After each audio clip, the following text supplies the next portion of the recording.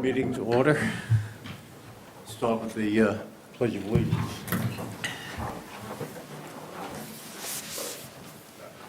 Pledge of Allegiance to the flag of the United States of America and to the republic for which it stands, one nation, under God, indivisible, with liberty and justice for all.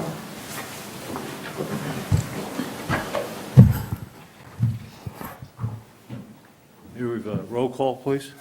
Richardson. Here. Ferguson. Here. Edley. Here. Walters. Gonzalez. Here. And Wassam. Present. And it's noted that Leonard is absent and excused. Thank you.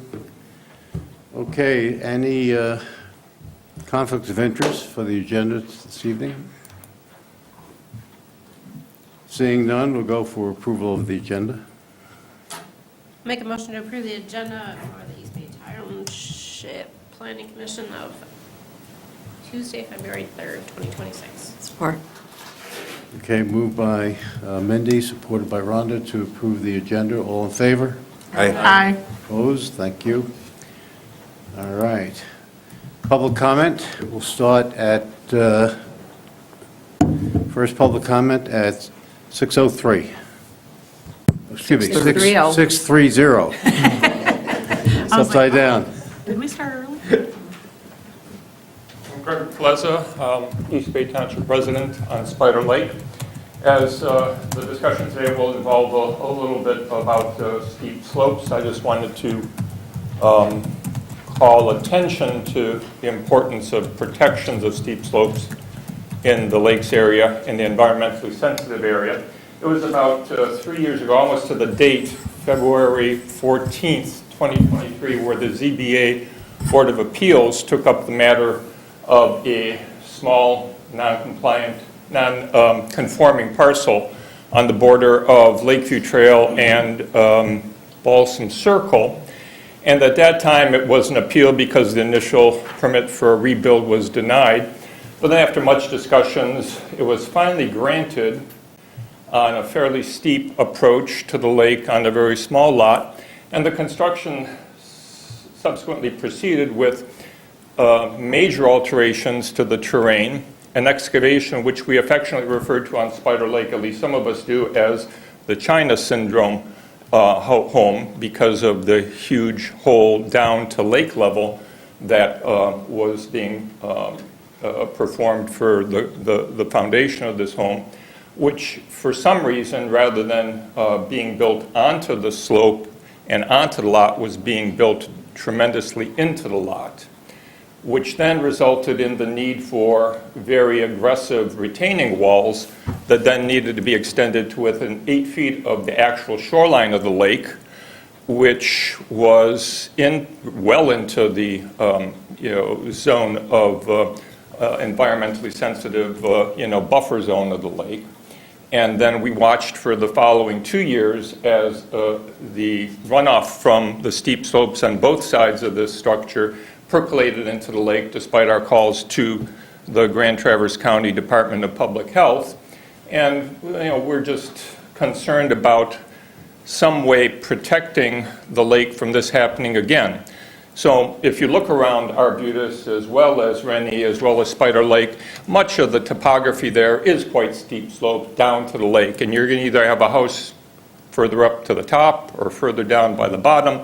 This house chose to somehow solve the problem of having it into the lot and really, I think, damage the ecosystem and our lake. And I'm not so sure that's the best practice for our lake and for the protection going forward. So I would hope that as we discuss steep slopes in general, that we can protect the environment as we enact and enforce our zoning regulations. Thank you. Thank you.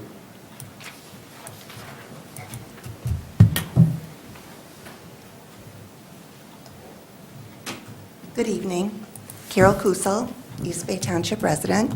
I want to support everything that the good gentleman just spoke beforehand, witnessed that along the way of its building process and spoke a number of times on it before. More generally speaking, I'd like you all to think as you progress, not only tonight, but at other meetings, but let's say tonight, about the steep slopes and the data centers, is please remember that here in East Bay Township, we have so many inland lakes. And we here in Grand Traverse County have the second amount of inland lakes than any other county, or we are the second county, one in the state. And keep in mind that data centers and this cutting into the steep slopes is impeding on our water systems. Keep in mind the groundwater and the surface water do interact. And really, when you're making these decisions, that's what you're really protecting. And not just for that particular homeowner, but for every resident. The lake is a lake that's shared by everybody around the lake and the public that comes to it. And then the groundwater is everybody in our county and beyond because of its connection with the Grand Traverse Bay. So please keep that part of the science in mind when you discuss tonight and in the future. Thank you. Thank you.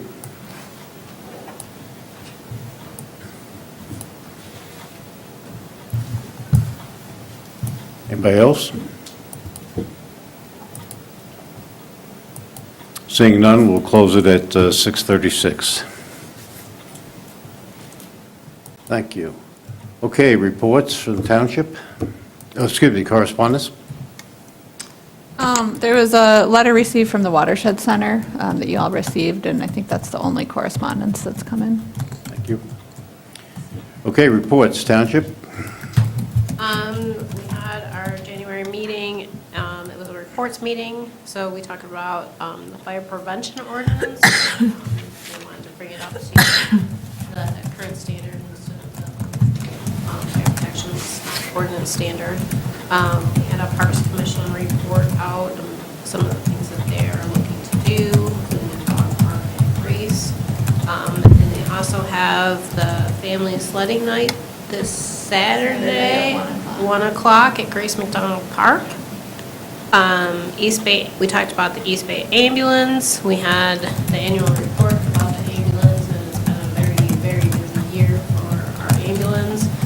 And I don't know how many people know this or not, but one of our ambulance was in a car accident. It was not our fault, but the ambulance is totaled.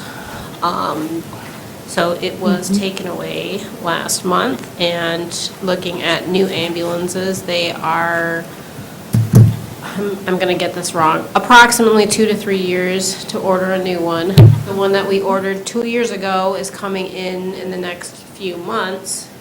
And then we found one that is a stock model, if you will, that meets the needs as close as we can come to what our custom design ambulance would be, and we are going to be replacing the one that was taken away with a new ambulance. So we're going to have 2 brand new ambulances quickly. So luckily we found one that met our needs, but it was, and nobody was injured in that accident. So there's positives there, but on the flip side, ambulances are very expensive, as are fire trucks. We also talked about the vehicle purchase. You might have seen the new Bronco out back. There were some minor adjustments to the budget for that, and as well as a policy use of that vehicle and who can use it and who gets priority, that kind of thing. Thank you. For the ZBA report, we did have our meeting last week, and we approved a variance for the Reman Farm, allowing them to use Smith Road as an ingress and egress for their events. And that was rather than using the 3-mile entry. So I'm sure you'll be seeing them pretty soon. So. Then Claire? Yeah, the only update that I have, just wanted to let you know that we are looking at some modifications to our stormwater ordinance as well as our private road standards. So we convened a meeting with some neighboring municipalities. We had Peninsula Township, Acme Township, East Bay Township, as well as each of the engineers from those townships. We also were reviewing Garfield, just recently updated their stormwater ordinance. We looked at that. So we're kind of trying to take a little bit more of a regional approach to the stormwater ordinance. In general, East Bay Township, we're pretty happy with our stormwater ordinance, but there are some areas that we're looking to make some modifications. And so just wanted to let you know that we are going to be reviewing that with Wade Trim, as well as kind of based on the discussion that we had with the adjacent municipalities and their engineers. So it was good discussion. I learned quite a bit from someone with a non-technical, engineering background. There's a lot to stormwater management, especially with the climate change, the more intense extreme precipitation events. But at the same time, you're trying to manage the volume as well as the water quality and just kind of different best practices for that. So it was good discussion. And then we budgeted to review the private road standards, also looking at that with Wade Trim over the next few months. We right now defer to Grand Traverse County private road standards, or just Grand Traverse County when they, previously regulated their road standards. And so we found that in especially our more rural areas or low impact areas, that they're more prescriptive to kind of overbuild the roads more than what we would need. So we're looking at revisiting those as well, making some modifications. So that's all that I have for now. Thank you. Okay, moving on, we'll go to the approval of the minutes from January 6th. Everybody read them, take a look at them. Any modifications or changes? Okay. I'll make a motion to approve the January 6, 2026 regular meeting minutes. I'll support. Moved by Call, seconded by Rhonda to approve the minutes. All in favor? Aye. Opposed? Thank you. All right, on to the main business now. On the first one would be zoning amendment 1-26 of steep slopes. Claire, want to set it? Sure. So as you'll recall, we've been discussing steep slopes for several months now. We talked, based on the Board of Trustees feedback, they reviewed it in November, sent some feedback to the Planning Commission. And we've also had some feedback from others in the community. A desire, as was mentioned in the public comment, to limit steep slope disturbance on single-family home sites that are located in environmentally sensitive areas, but also at the same time limit steep slope disturbance for new developments requiring site plan review township-wide. So we're kind of taking that two-pronged approach. I included in your packet again the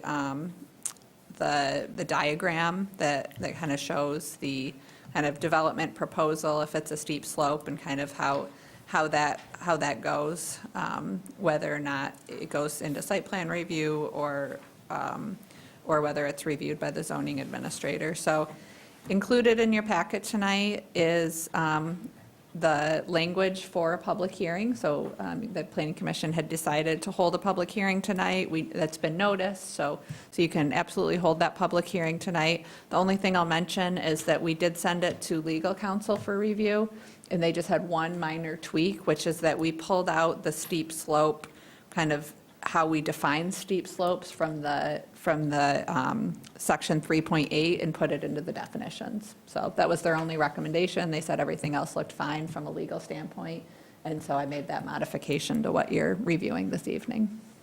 Thank you. You said 3 point? Section 3.8 defined steep slopes. And so I pulled it out. I pulled that definition out of section 3.8 and put it in the definition section. So you'll see steep slope areas as land area containing slopes of 25% or greater in the definitions. Could I ask you on section F2, at the very end, I didn't understand where you were going. You didn't seem to finish the sentence. The alignment of roads and driveways should follow the natural topography to the extent possible and shall minimize Regrading. Regrading? Regrading. Regrading, okay. Great. Got it. Thank you. I just had one question. On the flow chart, is that going to be, will that be part of the ordinance? Okay. I do notice that on the, Is there a typo? well, it says, is site plan review required? And if you go to no, then it says see standards 3.8, 1, 2, 3, and 5, and there's no longer a 5. I think Oh, that's because okay. we moved that. Yeah, thank you. So this will not be included. This is for our reference. That's as just we were for your talking reference. last Yeah. time about how Yeah. to navigate that. Yeah, so thank you, Carl. So for the zoning administrator, it'd be C standards in sections 1, 2, 3, or 1, 2, and 4. And then 1, 2, and 4. planning commission site plan review would be 1, 2, and 3. Yeah, thank you.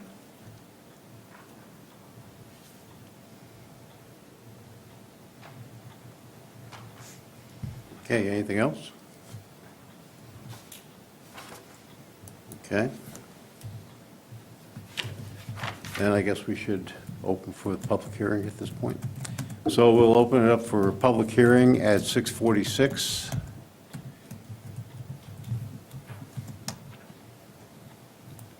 Okay. Nope. Gone once, twice? Okay, we'll close it at 6:46. Thank you. Bring it on back.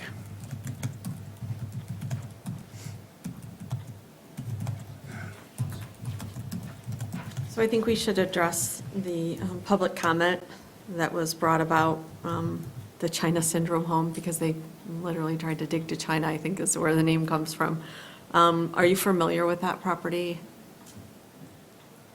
Could you remind me where, It's Lakeview Trail, it's on Spider Yes, Lake, Lakeview yes, I Trail do, in yes. Balsam Circle. Yeah, it's just 3 stories of cement, literally, at the lake's edge. Yeah. So I think, hearing the public comment regarding the need to ensure that that cannot happen again, I think that would be valuable for us to discuss that so that the residents understand what has been built here, and that there shouldn't be a way around that, and get, to ZBA with a variance approval. Yeah, I mean, I can't speak specifically to ZBA variances, but in terms of the zoning standards, I would say we do have some safeguards in place with the steep slope. So with that 25%, that is pretty restrictive compared to, even the Watershed Center looked at other communities in northern Michigan as well as throughout the state. So 25% is, I think, a reasonable threshold, just based on the experts that we've talked with, to protect environmentally sensitive areas. I'd also say outside of the steep slope provisions, we have added in our ordinance related to retaining walls, that retaining walls are not permitted unless, the engineer determines that they are structurally required for the integrity of an existing structure. So that's another change that we're making, where somebody's not necessarily going to be built. What we saw, I think, previously was retaining walls being put in so that you could have your, waterfront viewing platform and different things that were kind of accessory to the home. So I think the retaining wall that Greg mentioned, that's a big one, is additional provisions for that. And then the other one is just the grading permit. So if you're changing the elevation by more than 3 feet, then we do require, in addition to this, a grading permit. And so that's part of the, engineer reviewing that and ensuring that. So it's a little bit challenging to develop an ordinance that's a one-size-fits-all, just because there are so many sites, and, we can't preclude the development of those sites. But we're, trying to draft ordinance standards that are, kind of balancing that and protecting properties, protecting the lakes. Yeah. No, I understand we can't preclude development, but what we're attempting to do here is to potentially limit that development so that if it's greater than 25%, we have these other layers. But I think what what was mentioned as well is, that runoff. And so how can we ensure the public that we have standards in place that there won't be that runoff? And I understand it's Grand Traverse County soil and erosion sometimes have to get involved, which is beyond our area. But I mean, I we lean think- on them pretty heavily. Yeah, I think that the biggest thing we can do from a runoff perspective is just maintaining that vegetative buffer, keeping that 50 feet. I think that's incredibly important.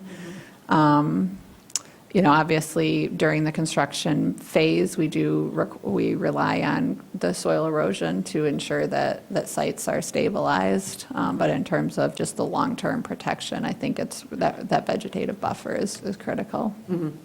And that, in this example, was unfortunately stripped, completely stripped. That entire parcel was bare. And it's sand, obviously. We live on a sand hill up here in northern Michigan, so everything just came down, and there's really no vegetative buffer to help. And I don't see one that has been replaced either, so. I am not familiar, I have seen photos kind of in the construction phase of that. I have not seen kind of where it stands right now. I don't think we have any active enforcement on that site, so it's definitely something we could revisit if there's still an ongoing issue at that site. Okay, thank you for that.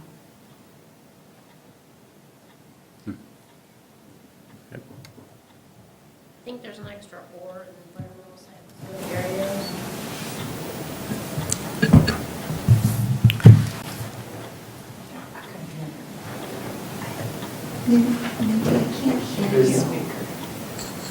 I think there's an extra or in the environmental sensitive areas definition before wetland.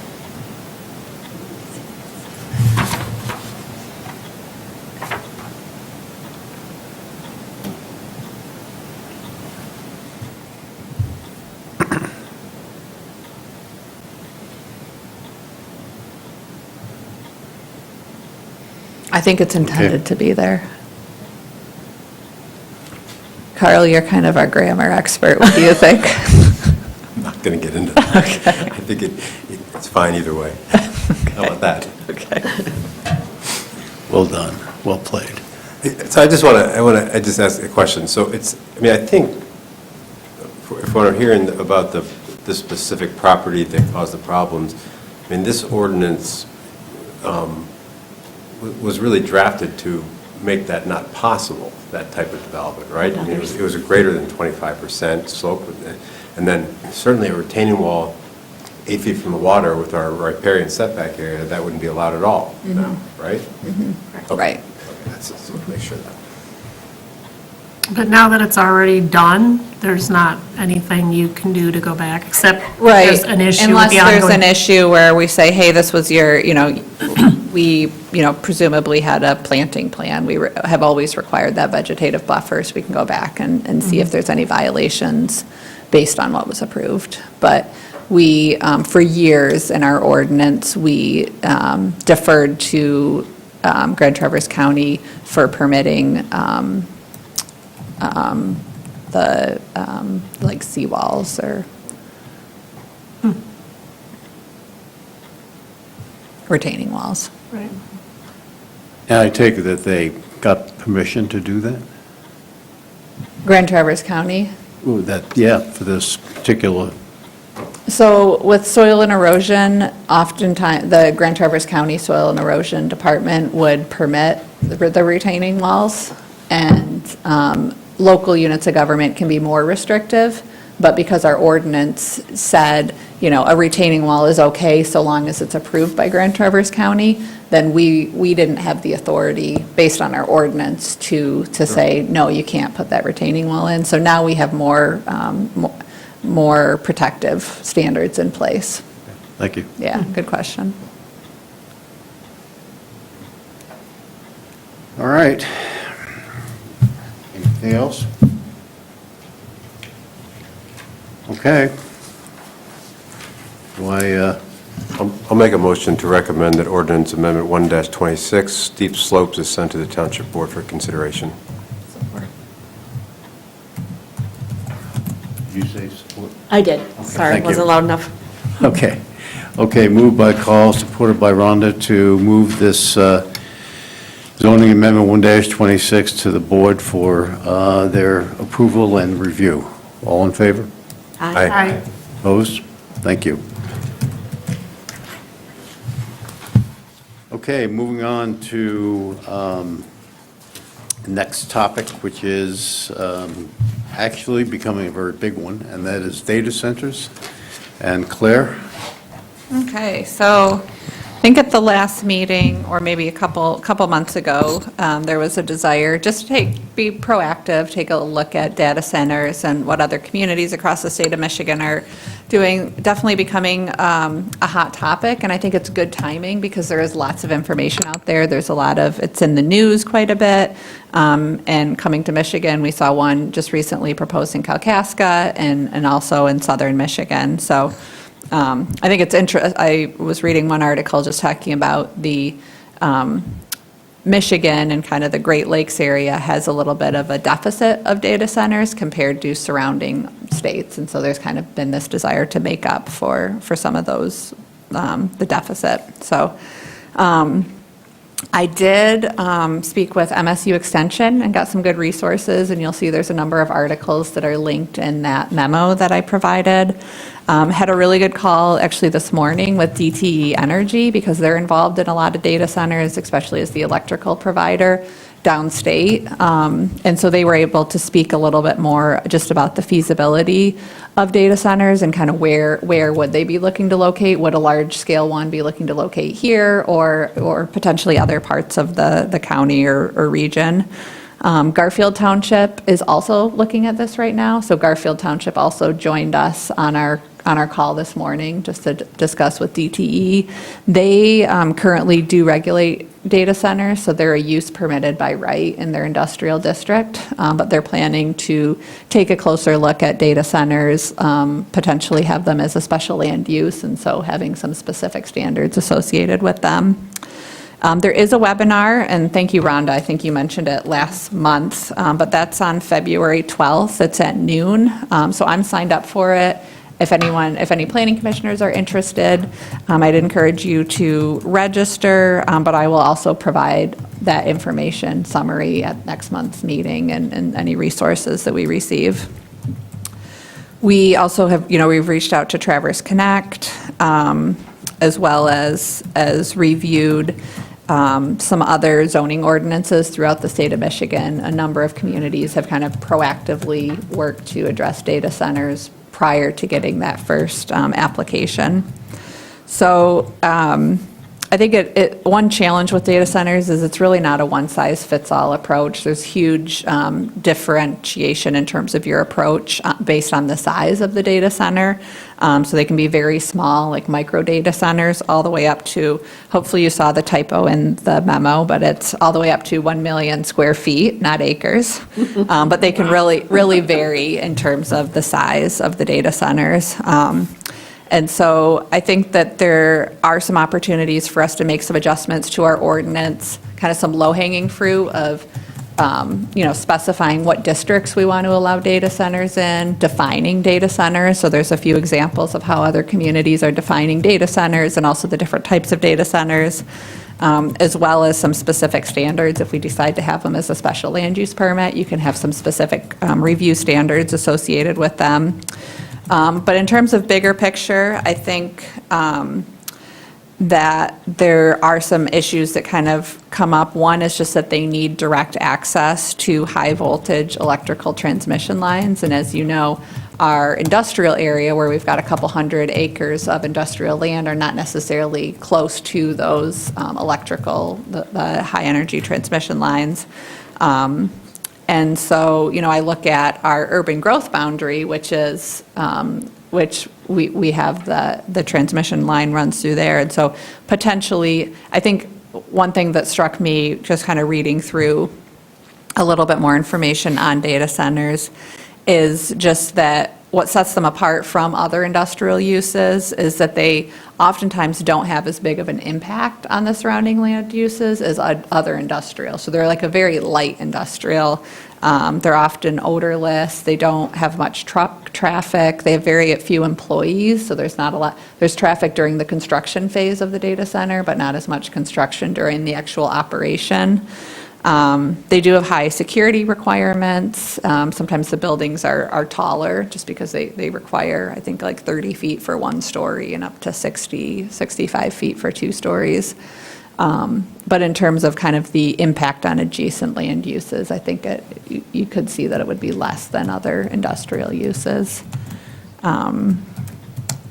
It's mentioned was water usage, and one thing that a number of different people that we've spoken to mentioned that it's becoming more common to have a closed loop system. So they're recycling the water. So they would be looking to locate somewhere that has municipal water, but not necessarily a really high usage of water.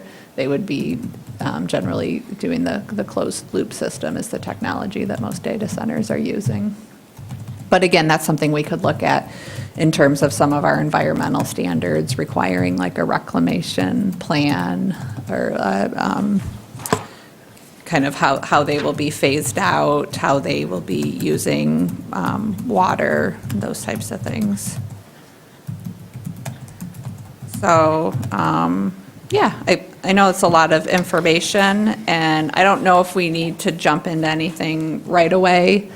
I don't know if there's a high demand right now for data centers in East Bay Township. I think we do have high land values, and so, potentially data centers would be, I think they're kind of looking statewide, but Grand Traverse County does have that higher land values, which could also make it more challenging to develop a data center here in East Bay Township.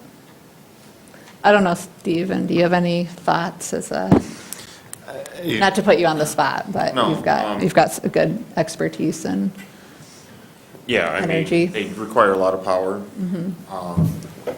There are transmission lines going through East Bay, you all know where they're at. I mean, you're talking a lot of voltage. But given the demand on a lot of this stuff, given the topography and the way East Bay is laid out, there's a lot of environmentally sensitive areas. I don't see them pursuing anything around here, honestly. So, I mean, I think it's a good idea to have something in the ordinance addressing it. But if you got into some of these smaller ones, they could be in some of the industrial areas, like a 10,000 square foot one. That size of building, you probably wouldn't need transmission power, but it's still going to have a pretty good power draw. But, I mean, even where some of these transmission substations are, one of ours is out off of 4 Mile. It's still, given that area, there's not a lot of land available there for it. So I don't see it, but having some language addressing some of that stuff would probably be beneficial. So I'm just curious how, obviously we are not anything close to California and Texas when it comes to the, electricity they use, but how would that affect, the power for residents? I mean, how, does it get to a point where it's a strain on the system? Because I know that they have issues like that in California and Texas, where they literally ask people to not charge their cars or use their AC, which are two very necessary things when you're in those states. Obviously, we're not anywhere close to that. Sure. But So that comes down to the design of the grid of that system. So transmission power is different than what your power that you were seeing distribute out through, let's say, Traverse City. Transmission power is at high voltage, 100,000 volts plus. And that's getting power to the substations that then step it down to then distribute throughout the city. That strain for charging usually comes from that down. if the line is sized right for that transmission, because those are going hundreds of miles to get to those smaller substations, if they have the ampacity and the voltage required, it shouldn't affect you. But it all depends on the company that's distributing it. A lot of these for-profit companies like to but push the limits of it to maximize profits. The systems are getting older Mhm. too, right? What they were designed for is not Right. what exists anymore, and the systems are getting older, and, you know, that's why some companies are doing multi-million-dollar upgrades to their system. Right. You know? In addition to the fact that they're getting older and there's different demands, our weather's changed, and what they designed for weather before is not what they're designing for weather now. So Right. the changes and upgrades to systems are going on, you know, every day, but that doesn't mean that we have everything in place at any one time. Yeah. You know. I would just hate to see him get the cart before the horse, because I've lived in California, I've been in those environments, and I don't know, I guess it just feels like sometimes the cart gets put before the horse, and it's like, how about we just be ready for it? Well, I mean, And the then- storm last year, you put, you know, I don't know how many thousands of poles, I want to say it was like Yeah, 11,000 plus poles that Yeah. were taken out. yeah, A lot of the companies, including the one I work for, has started to upgrade that class of pole for a stronger pole, yeah, so that it can handle higher tension wire, bigger wire, stuff like that. yeah. So it all depends, you know, around here, there is a lot of rural stuff, but the one out in Kalkaska, there's a lot of transmission power and natural gas that runs through Kalkaska. So that's why that was an appealing site. So you're probably going to see it more towards where that bigger infrastructure is. Once you get out further away from that, I don't know how much desired it is, as well as, you know, up in the north, you know, we do have more topography, so it does make it more challenging for them. They're gonna want that site that's more flat, close to some strong infrastructure. Right. Is that also, I don't know, are you familiar with Howell? There was an article today in the Wall Street Journal on this very topic, and it so happens it was Howell that they were talking about. And Howell is actually saying, no, they don't want any data centers at all. Saline, which is next to it, is probably talking about having some. And the concern there is that even though Howell may not have it, Saline could have it, or let's say A does not have it, but B does have it, but because of the power generation, it affects A. Can you comment on that? I mean, depending on the size of the facility, how they get their power, a company may be interested in running a new transmission line to that area, so that it shouldn't affect it, if they plan it out. But again, it's all depends on the company supplying that power. Now, there's another way that data centers could look into it, is generating their own, whether that be solar, wind, or, you know, having a turbine generating their own electricity. That's a possibility. Solar has its complications as far as how big you build it and what can be accounted for. Harvested in Yeah, northern Michigan. and then battery storage and stuff like that, yeah. I mean, the rule is with solar, if it's installed and it's capable of producing 5 megawatts, you can only account for 60% of it. So you can only account for 3 of it. So, but again, that's going to take up more acreage, and, you know, it all depends. So Claire, so Claire, you mentioned in East Bay Township, data centers most likely would be most appropriate in the industrial district, and the planning commission could consider it outside with a special land use permit. But you say currently East Bay Township has 260 acres of vacant land zoned for industrial land uses. Of note, 4 of those properties are over 200 acres. Can you tell me where Or those? combined, they're over 200. Oh, combined, okay. And that is east of Town Line, west of 3 Mile, north of Hammond, kind of that conglomeration. We've got a lot of vacant industrial land. Okay. It's also in the Mitchell Creek say, watershed. it's kind of wetland area, So isn't we've it? got quite a bit of sensitive environmental areas. As you know, we've got, conservation easement over portions of that. So, could it be developed for light industrial use, like a data center? Yes. But I think there are some barriers. One, just the electricity supply, as well as environmental considerations. And just probably a high cost of land, just being in a more urbanized area. For me, I would think that there would be maybe a desire to be kind of further out of town, just because you don't have a ton of employees commuting there. It's not like a center of commerce, that, there's cheaper land a little bit further outside of. So the power you were stating is in our urban growth boundary. So do we see the topography of any of that land in that area? Again, I it's mean, going to that's be something we expensive could area. take, that's something we could take a deeper dive into, but Okay. yeah, the boundary that is our urban growth boundary is that transmission line. And so, I do look at, while we do want to preserve open space and, we've got those desires for preservation, we do allow, along much of that urban growth boundary, homes, 1 unit per acre, so we're not Yes. necessarily keeping that as undisturbed open space.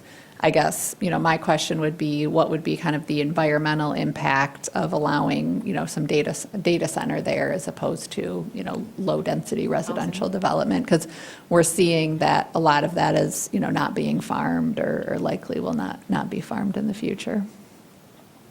Okay.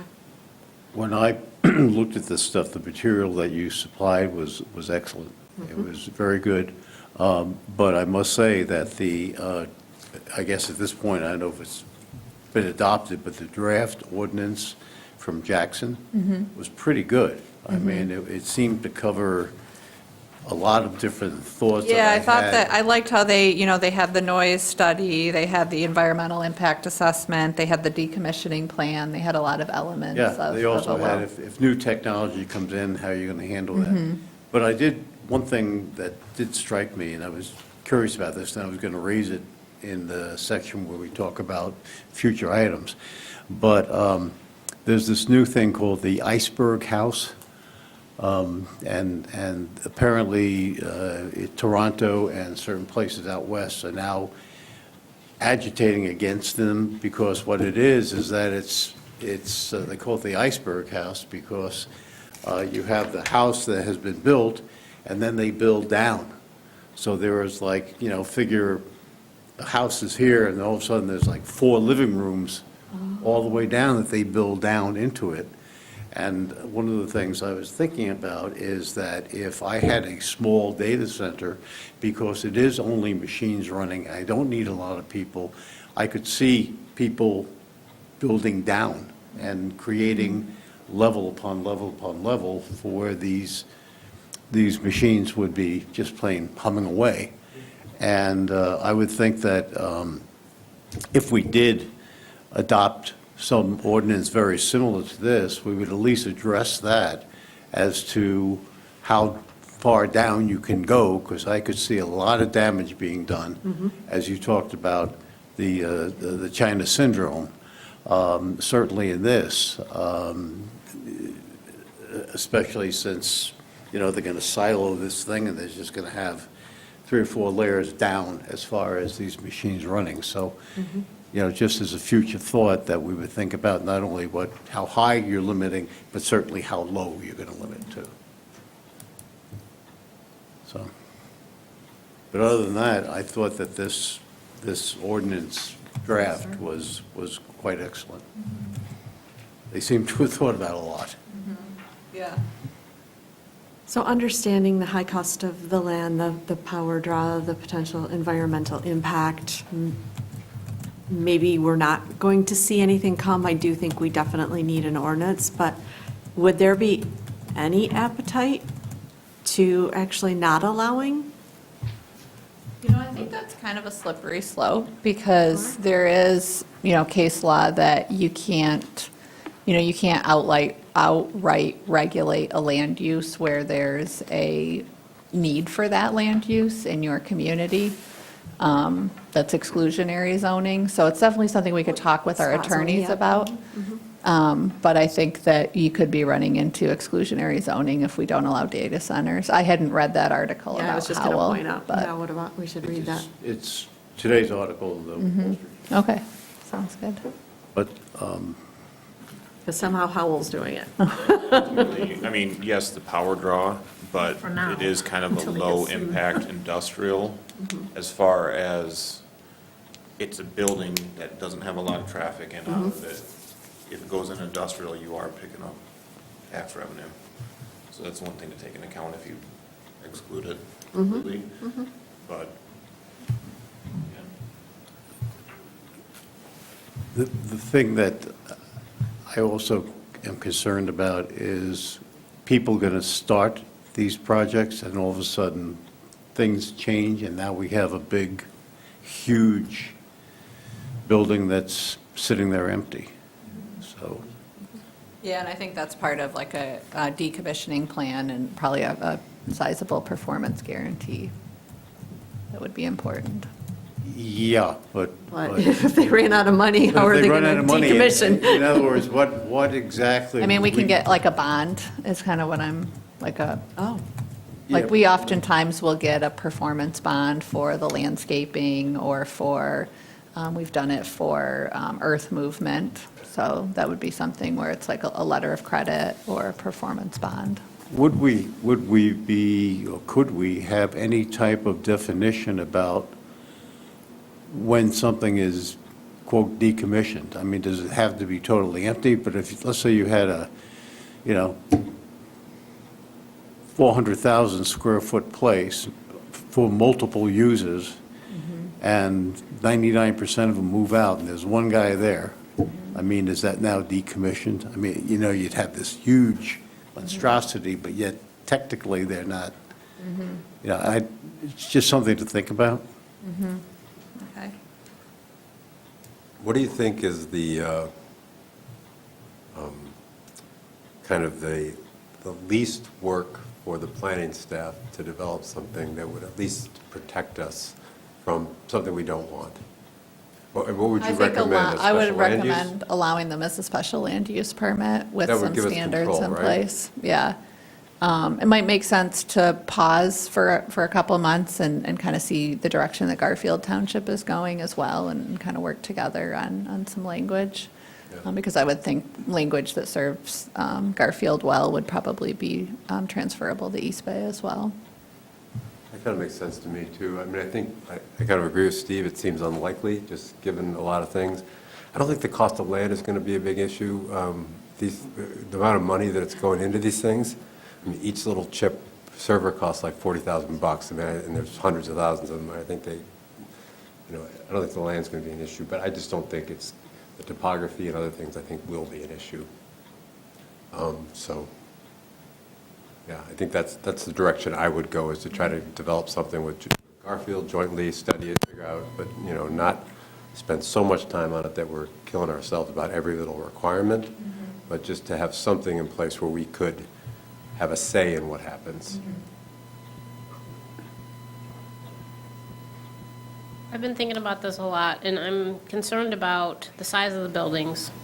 So what I was thinking was I don't have an issue with the micro or those that are what would be typically in one of our industrial parks. Because I'm considering not what the current use of the building is, but what the future use of the building is. Because we all know that 20 years ago, computers were a lot bigger than they are now. This was never imagined, and now what can it do, right? So I'm my brain is saying, okay, what they need today is not what they're going to need in 10 years, in 15 years, 20 years. So if there's a size of a building that makes sense, that could be used for something else in the future, that is where I would really like to go. And if they want to build it now and use it for a data center now, and we can use it for something else in the future, that's where I'm at. I just don't want one of these giant monstrosities that is, we don't have any future use for that building, if you will. I do like the decommissioning plan, but I see that going on and on and on and on, and that building getting, typically they're very simple buildings, I'll say. And, if we're looking at them right here, versus, in the back of the industrial park, Yeah. that's my opinion. Yeah, and I think we could just defer to our current standard. In our industrial park, we have a limit on the size of the building, and I think the Hobart one was the one that we required a special land use. Was that like 50,000? Yeah, so I think anything over 50,000 square feet required a special land use permit, but you still couldn't go much over that. I think Hobart was like 60,000 square feet, so we could take a similar approach to kind of limiting it to those size buildings. My Agree opinion, with that? Makes sense to me, too. Keep it on the scale of our community. Yep. Yep.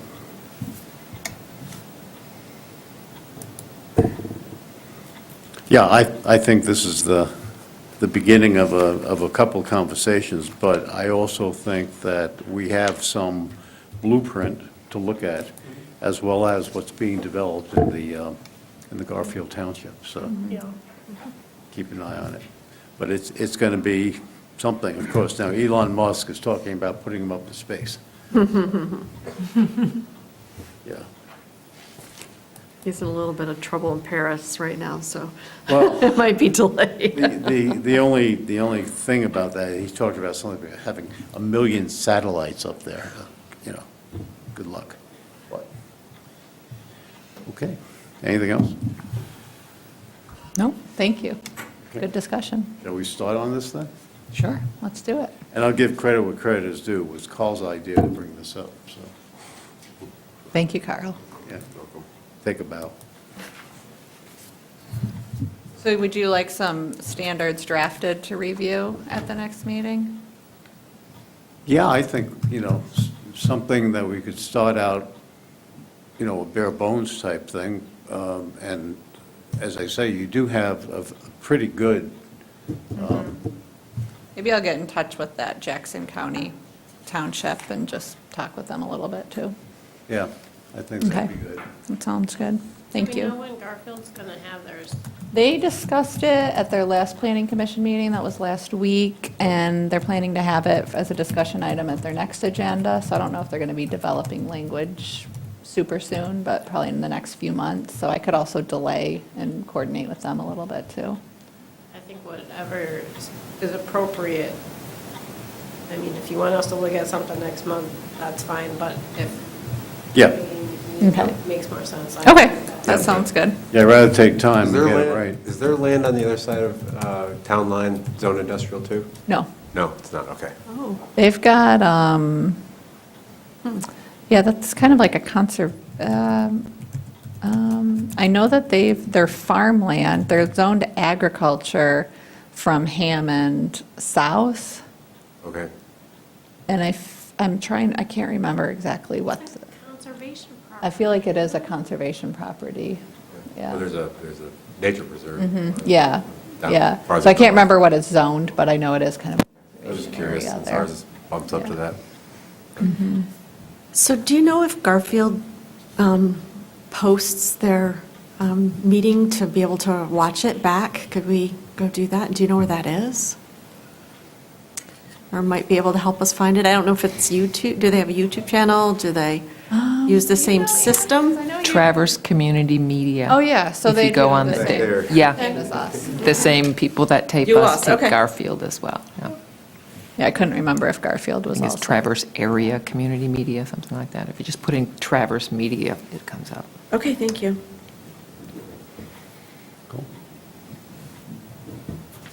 Anything else for the good of the order? Okay. Great, thank you, Claire.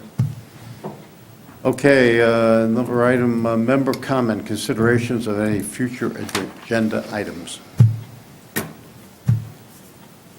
I already mentioned mine, the iceberg.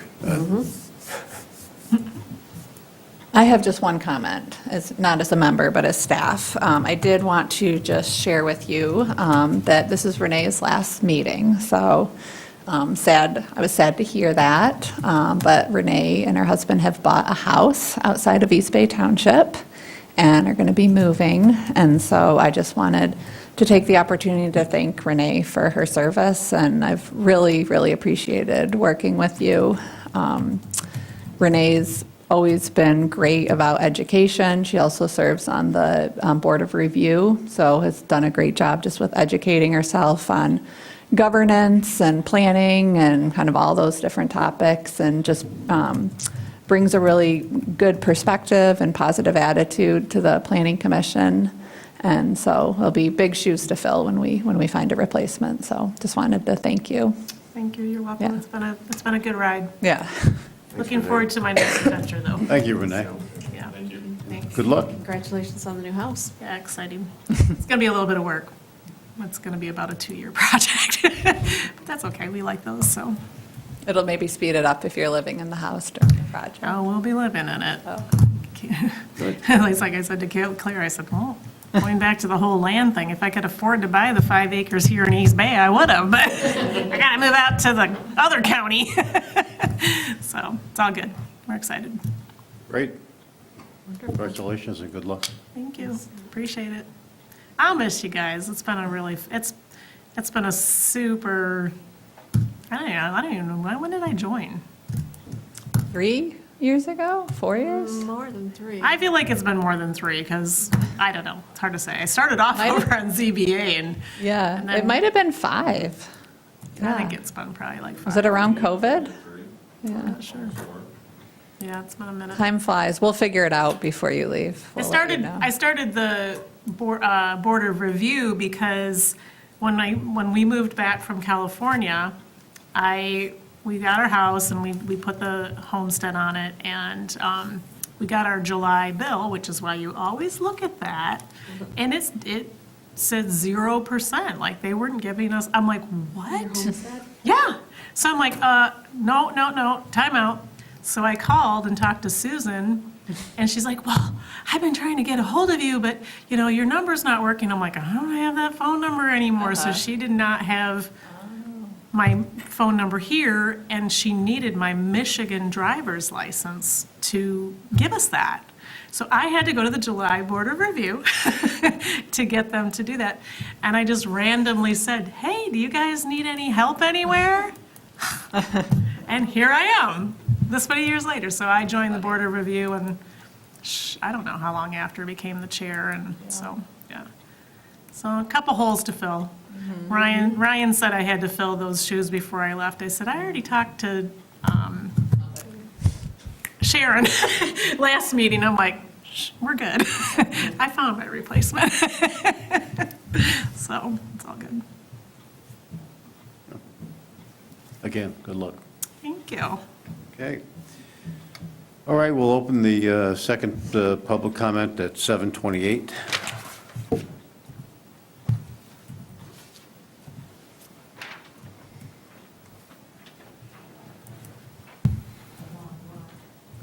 I'm Linda Deneen, East Bay Township resident and Spider Lake riparian. I have 2 asks of you, and one of those, earlier in the meeting, we thoroughly discussed the China Syndrome House, and Claire brought up about enforcing the ordinance.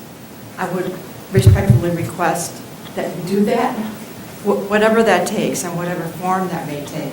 But it really needs to be looked at carefully, and particularly the buffer area. I mean, we go by there from the lake perspective, and it's just sand, just coming right down and around the cement block retaining walls. And when you drive around the rear side of the house, I'm always afraid the car's going to fall off. It's just not right. So if you could please work towards enforcing our ordinance on that would be wonderful. And the second thing, Claire mentioned about private road standards. I'm very ignorant about what the private road standards are.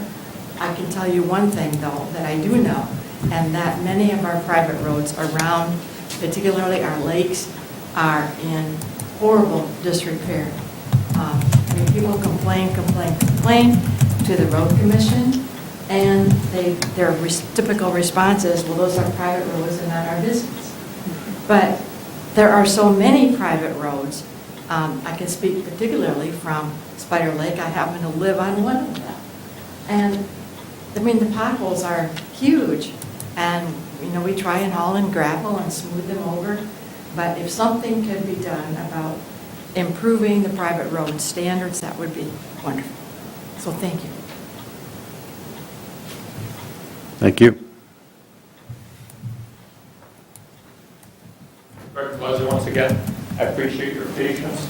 To follow up on what Linda said in terms of the reestablishment of vegetative buffer on that said property, that same meeting that Mr. Gonzalez actually chaired for the ZBA, one of the criteria that was stated by him for allowing the variance was that they would reestablish planting and reestablish the native buffer zone on 4399, I believe the address was, Lakeview Trail. So I urge us to encourage the property owner to do that. And I really enjoyed your iceberg house analogy, because maybe that's what I was referring to in terms of in the future, even though the steep slopes have some definition of limiting grading, is there something that also limits excavation deep down to like the lake level if the start is upslope? Because that was initially, you know, the insult to the land, the landscape, and the lake ecosystem. So, and maybe you can, at a future meeting with you, you can help me understand how the current ordinance will prevent that from happening in the future. We can't do anything about it now, you know, going backwards. Thank you so much. Yeah, thank you. I wish I could take credit for it, but I didn't. It was somebody else's comment in the newspaper article that I read. But a good analogy that also applied to my concern about building on steep slopes at the lake. Thank you. Paul, can I make just one comment? Really?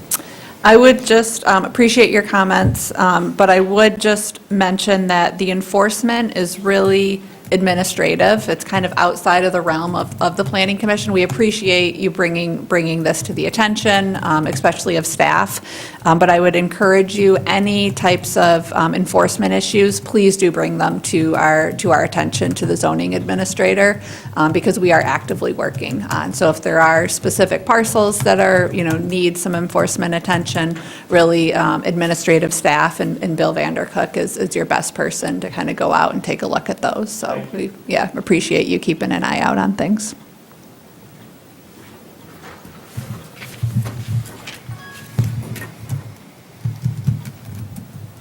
Hi, Carol Kusel.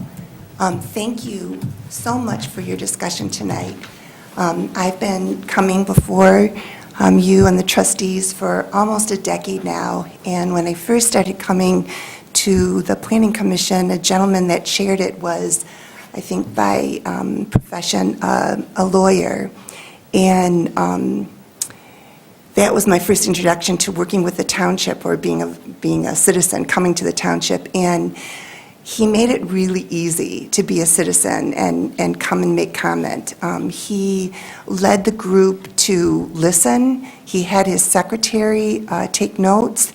And when it came time for the Planning Commission to have their discussion about the various topics, they addressed the citizens' comments. And in that time since he left, there have been times when it's been difficult as a citizen to come and speak before you. It almost seems as if we weren't looked at or heard, and there wasn't any discussion of what we said. Of course, we don't expect everything we say to be addressed, but it seems in recent meetings that there's been a big shift back to that, and I really want to thank you for that positive shift. of working with us, talking among yourselves, bringing up some of our concerns. Keep up the good work. Thank you. Anybody else? Okay, we'll close it at 7:34. All right, our next meeting is going to be Tuesday, March 3rd at 6:30, right here. So if there's nothing else, we will adjourn.